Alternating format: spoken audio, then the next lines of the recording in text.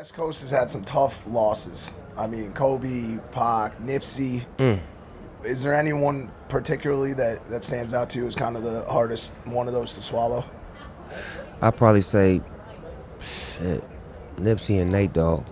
Oh, Nate Dogg too, yeah.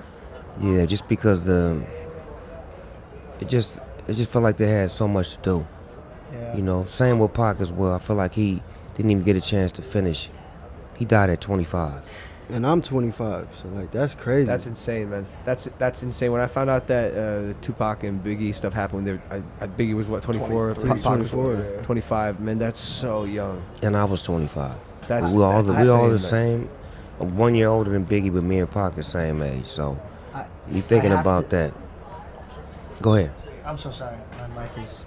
He's usually on this side. Oh, they took your seat? Yeah. No, and by the They way, got him working the handheld. take it. Hey, fuck it. I like your team effort though. You playing team ball right now. I come off the bench. Fuck it. Long as I get in the game, coach. Fuck all that playing. We love you, George. Give me the ball. Give me the motherfucking ball. Y'all had the ball too long. Get a ball to Joy. Run this shit, Joy. I had to jump in on this moment because I didn't want to bring up that situation because it was tough. But like, if we're on that subject, where were you and how did you find out when it happened? I just flew back from New York. Actually, all of us had just flew back from New York.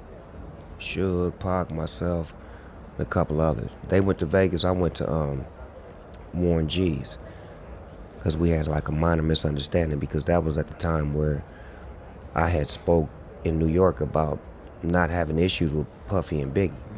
And that rubbed Pac the wrong way. And me and him wasn't seeing eye to eye. So basically, they didn't want me to go to Vegas with them, and I didn't want to go to Vegas because the vibe wasn't right. So I went to Warren G's house, and then later, the next day, we getting paid. That's when we had pagers. We getting blown up on the pagers, 9191111, and it's Suge, and he telling us that him and Pac got shot, and get on out to Vegas. And we get out there, and when we get with Suge, he's not telling us the severity of it. He's telling us like, because he got shot in the head, but he's sitting up here talking to us, and he like. Yeah, he got grazed and he got. No way. What is Yes. this man built out of? Well, and he had already been through it once at that point and survived the first. No, I'm talking about Suge. Got it. Yeah. While we drive to Vegas to see Pac, we go to Suge house first. Yep. Yeah. So we haven't even seen Pac. Yep. We just talking to Suge and he got the head wrapped up and he telling my us God. what happened and Pac gonna be alright. He gonna pull through. He got shot 9 times before. He gonna be alright. And they hit me in the head. So we feeling like it's gonna be alright until we go to the hospital and see that it ain't alright. He got tubes in him, and it's like when I walked in, I could just feel like he wasn't even there, and I fainted. Then his mother, got me up and walked me in the bathroom and had a conversation with me about being strong. She was like, "My baby ain't never seen you weak. I don't want you to be weak in front of him. You go in the bathroom and fix yourself up, and you go back in here and you talk to him, and you tell him how you feel. My baby loves you." Because she knew it was a little tension, but she knew how much we loved each other. So she gave us a moment for me to say some things to him as far as how much I love him. But I knew that was going to be my last time speaking with him. Damn. That's so sad, man. Wow.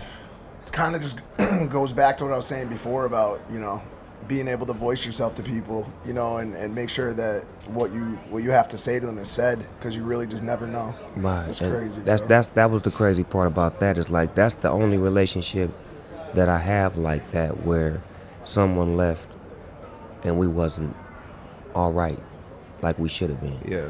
And I feel like it's because the decision that I made to live, I wanted to live. At that particular time of our life, we made decisions on whether we want to live or we want to die. Listen to our music. Listen to the music that we wrote. What was Biggie's second album called?